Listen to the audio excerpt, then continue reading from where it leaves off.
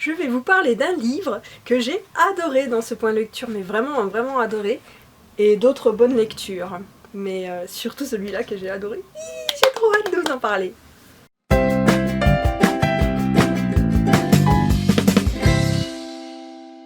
Bonjour les gens, alors nous voici pour un nouveau point lecture. Alors je sais que je tourne beaucoup de points lecture en ce moment, mais c'est les seules vidéos que j'ai envie de faire. Donc bah voilà, hein, vous aurez un nouveau point lecture. Je vais vous présenter 1, 2, 3, 4, 5 livres, donc 5 romans, et c'est tout. Donc on commence avec La vie inachevée d'Addison Stone de Adele Griffin. C'est un très beau livre en dur et tout que j'aime beaucoup, que j'avais acheté parce que l'histoire m'intriguait énormément et que je suis un peu faible et je trouvais l'esthétique du livre vraiment trop belle. Donc c'est l'histoire d'une fille qui est morte et en fait on retrace tout ce qui s'est passé jusqu'à sa mort et pourquoi et comment et qu'est-ce qui a bien pu arriver à cette fameuse Addison Stone. Ce que j'ai beaucoup aimé dans ce livre, c'est le côté réaliste. En fait, l'autrice nous fait croire, entre guillemets, que tout est vrai, que Addison Stone a vraiment existé et tout, que c'était une artiste. Et elle a mené l'enquête pour savoir ce qui s'est passé. Donc elle a interrogé plein de gens différents, elle a trouvé des photos, des témoignages, etc. Et le livre est plein de photos comme ça, de petits portraits, d'interviews, etc. Et ça c'est pas mal. L'idée est vraiment bonne et c'est vrai que ça donne vraiment envie de le lire et de se mettre dedans en essayant d'y croire vraiment en fait à cette Addison Stone. Sauf que en fait ce livre l'a pas trop fait avec moi. Déjà j'ai pas du tout aimé le personnage d'Addison que j'avais envie de blaffer quasiment tout le temps, je l'ai vraiment insupporté. J'ai préféré ses amis pour le coup. Et je me suis un peu ennuyée. Donc c'est écrit avec tous les témoignages des gens et tout. Et alors déjà j'avais déjà du mal des fois à reconnaître qui parlait et qui était le personnage. Parce que c'est écrit de la même façon tout du long. Hein. Il n'y a pas vraiment de différence. Sauf qu'ils se tirent dans les pattes. Ça c'était amusant parce qu'en fait les personnages n'ont pas le même avis sur les mêmes choses. Et ils se tirent un peu dans les pattes et tout. Et c'est assez rigolo quoi. Mais c'est vrai que l'histoire, je m'attendais à un gros plot twist qu'il n'y a pas eu, il n'y a rien de particulier et tout, c'est juste une histoire où on en apprend plus sur la vie d'Addison Stone et de ce qui s'est passé en fait. Et c'est vrai que voilà, j'ai bien aimé sans plus quoi, l'idée était bonne mais elle n'a pas fonctionné sur moi, c'est dommage, mais voilà. Je sais pas trop ce que je vais faire du livre parce que ma soeur veut pas le lire et je sais pas si je vais le garder dans ma bibliothèque ou le donner. Parce qu'il est vraiment beau donc c'est vrai que ça donne envie quand même de le garder. Donc on verra. Ma deuxième lecture c'est un très court livre qui s'appelle Silent Boy de Gaël Aymon. Donc ces livres dans la collection Cours Toujours ont beaucoup fait parler d'eux parce qu'ils sont assez particuliers, c'est-à-dire qu'en fait on a le livre papier et avec le livre papier on peut avoir le livre audio et le livre numérique. Et c'est des histoires très courtes et d'après ce que j'ai compris elles étaient toutes aussi percutantes les unes que les autres. Celle-là moi ça a été un gros coup de poing dans ma face. Donc ça m'a retourné et tout mais c'était vraiment réaliste et très dur et très beau. Donc c'est l'histoire de, comment il s'appelle de Silent Boy, de Anton je pense que ça se prononce. Donc Anton qui fait partie de l'équipe de rugby je crois du lycée, je sais plus si c'est foot ou rugby, il me semble que c'est rugby. Et qui a des amis pas très cool, enfin franchement ses amis sont pleins de préjugés et tout, et lui-même est plein de préjugés aussi. Et en fait, donc il se donne une image de gros dur dans la vie réelle et sur internet il est Silent Boy et il est sur un forum où les gens parlent d'un peu de tout mais surtout des sujets difficiles et avec une certaine ouverture d'esprit et en fait ça le change complètement. Lui il est à fond, il veut plus vivre que sur le forum parce que il y est bien, les gens sont ouverts, les gens écrivent bien, il y a une vraie écoute, etc. Il y a très peu de jugement, bon ça arrive qu'il y en ait mais voilà. Et vraiment c'est hyper agréable pour lui, cette vie sur le forum et tout.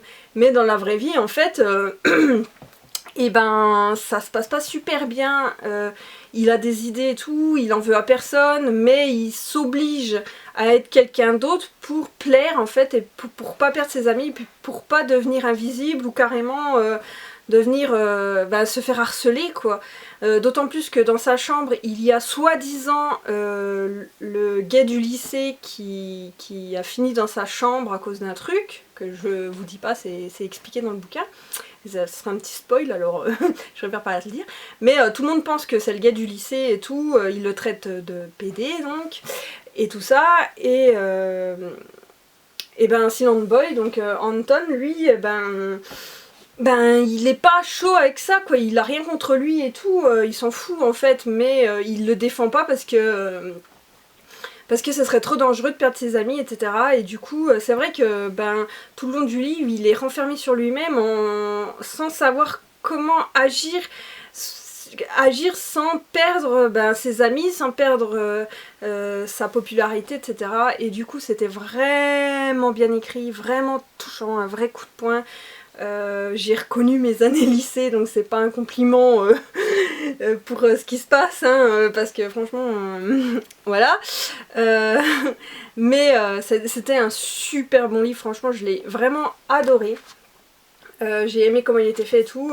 Je trouve que l'idée de l'audio et du numérique est pas mal. Personnellement, ça m'a servi à rien parce que je l'ai lu d'une traite en papier. Je suis juste allée écouter l'audio pour voir comment ça faisait et tout, mais c'est vrai que bon, moi l'audio, j'en écoute très rarement et il faut que je fasse autre chose à côté et tout pour me concentrer sur ce qu'ils disent. Donc c'est sympa, mais pour moi c'est pas très utile. Pour moi, hein, je parle bien de ma personne, il y en a qui trouveront ça vraiment intéressant de pouvoir avoir les 3 formats. Et donc une super lecture, et je pense lire d'autres cours toujours, pardon, parce que si les sujets sont tous aussi bien et bien abordés, et ben ça peut être vraiment sympa. Ensuite j'ai lu L'étrange vie de Nobody Owens de Neil Gaiman. Donc ce livre, je m'attendais à complètement autre chose, j'avais pas pensé à cette histoire, je me disais, j'imaginais une autre histoire mais complètement rien à voir avec celle-là. Faut dire que je lis pas les 4e de couverture, et je fais confiance à Neil Gaiman parce que j'en ai lu quelques-uns et j'ai bien aimé, en général. Donc c'est vrai que j'étais genre... c'est pas du tout ce que je pensais, mais j'ai adoré. J'ai adoré, c'était pas du tout l'histoire à laquelle je pensais, mais franchement j'ai quand même adoré cette lecture. Alors c'est celle de Nobody Owens. En fait, donc dès le début, sa famille se fait massacrer et lui, bébé, il réussit à aller dans le cimetière où il va être sauvé par les fantômes des morts du cimetière. Dont les Owens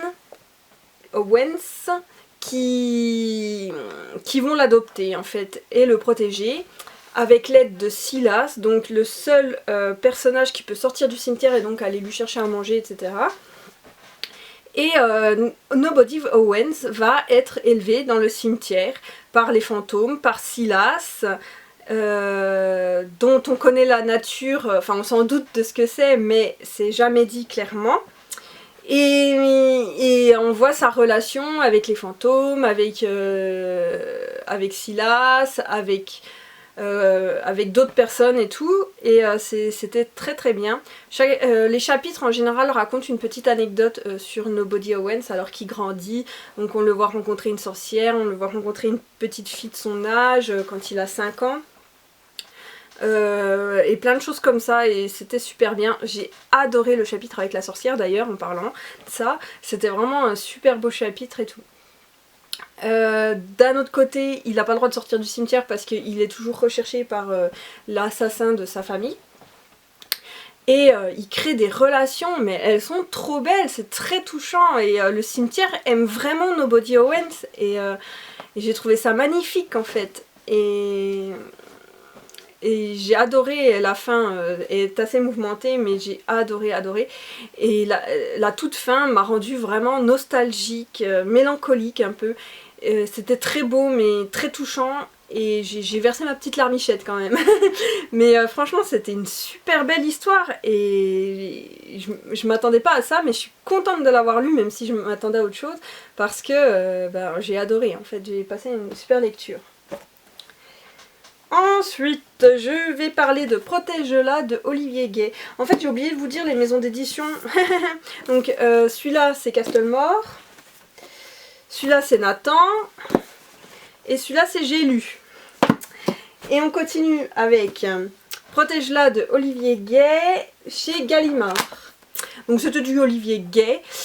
J'aime beaucoup ce qu'il fait en jeunesse. À chaque fois je dévore ses bouquins. Et donc du coup je me suis pris celui-là, son petit dernier, parce que je me suis dit il sera aussi bien que les autres. Et je ne me suis pas trompée, il était vraiment très bien. Donc c'est l'histoire de Quentin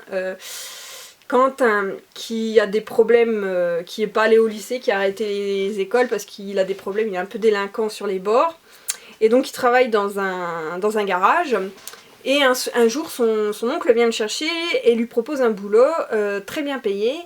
En échange, il doit protéger la fille d'un mec super riche, en fait.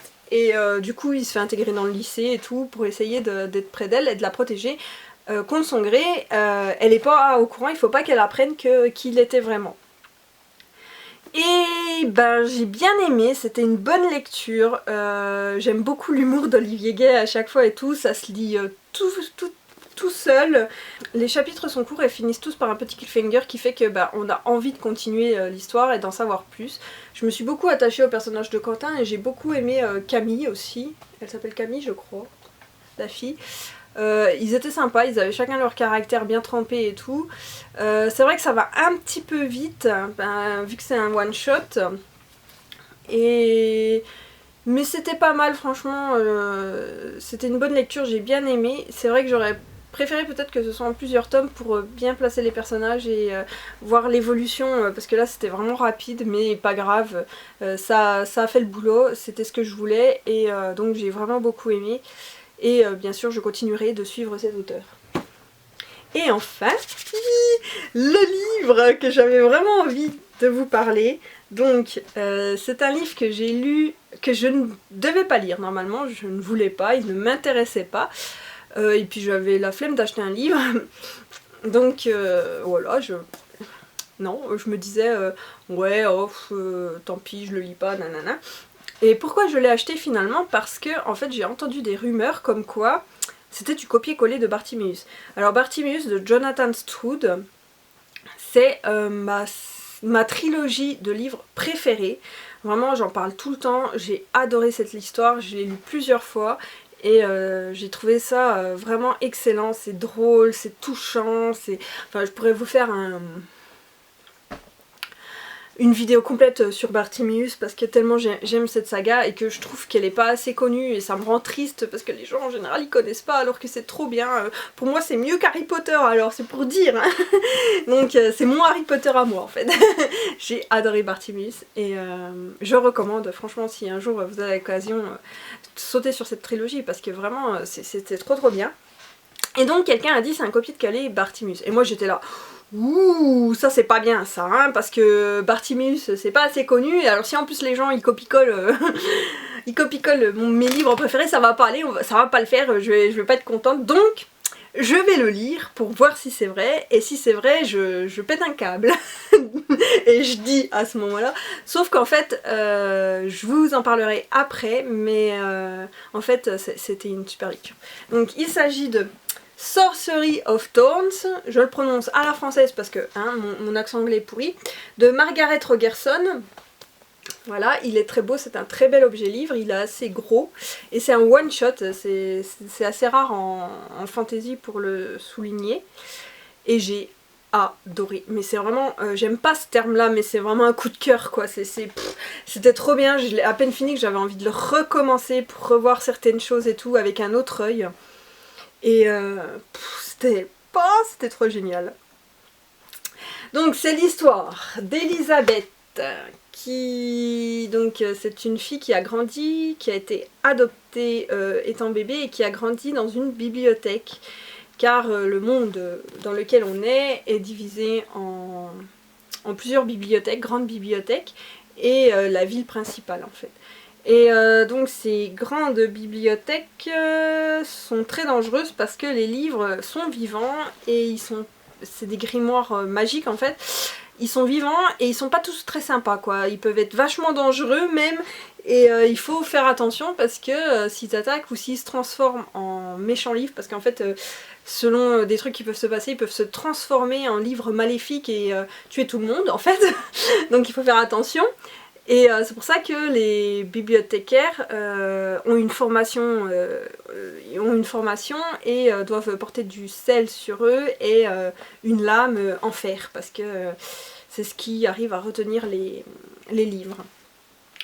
Donc cette fille, elle a grandi là-dedans, dans cet univers, et on lui a toujours répété que les sorciers étaient maléfiques, et que la magie c'était mal, et que voilà, il fallait protéger le monde, et elle a qu'une envie, qu'un seul rêve, c'est d'aller au collégium pour être formée pour devenir bibliothécaire, et voilà, toute sa vie tourne autour de ça. Et puis un jour, il va se passer quelque chose, un événement qui va changer toute sa vie.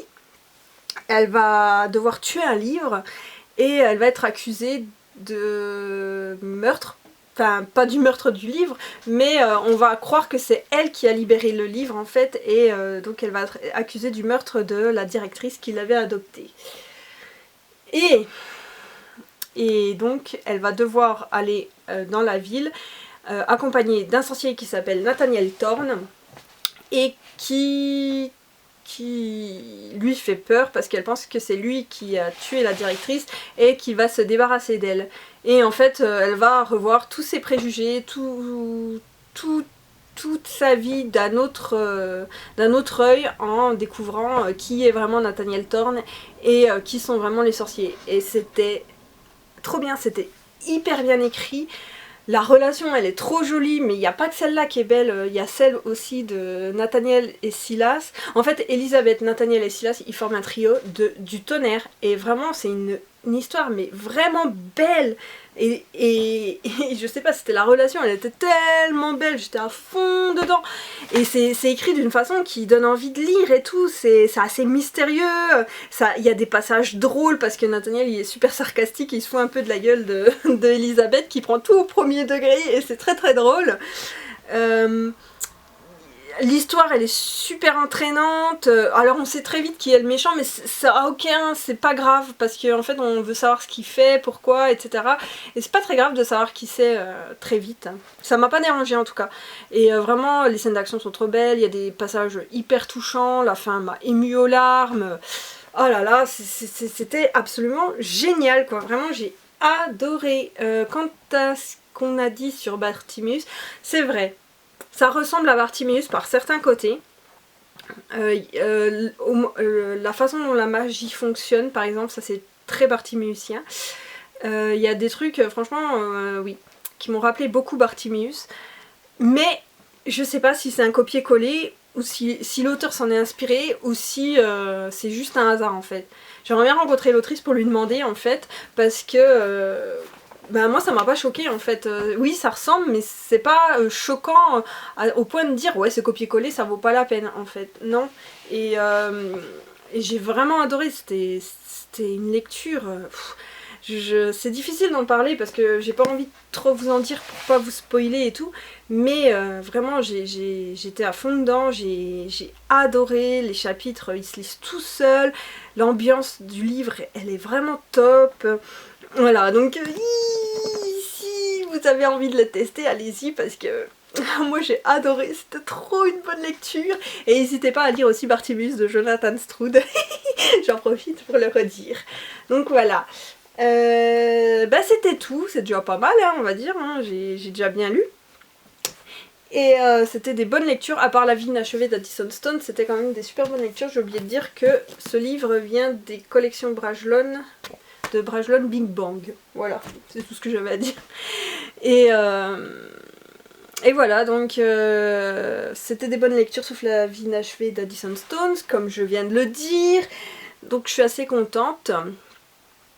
Et ben je vous revois pour une prochaine vidéo qui sera je ne sais pas quoi encore, on verra bien. Si ça se trouve ce sera encore un point lecture parce que je lis beaucoup et je veux pas accumuler trop de livres parce que sinon je vais en avoir pour des heures et des heures à vous les raconter et tout. Donc là 5, peut-être 6, 7, mais pas plus quoi, parce que moi ça peut aller jusqu'à 15 des fois quand je suis bien motivée par mois. Donc et bien sur ce, je vais vous laisser. N'hésitez pas à me mettre un commentaire, à vous abonner à la chaîne, à mettre un pouce, enfin voilà, et à me dire si je vous ai donné envie de les lire, et surtout celui-là, est-ce que je vous ai donné envie de le lire? Je suis très curieuse, ou si vous l'avez lu, vous l'avez aimé, pas aimé, expliquez-moi ça en commentaire.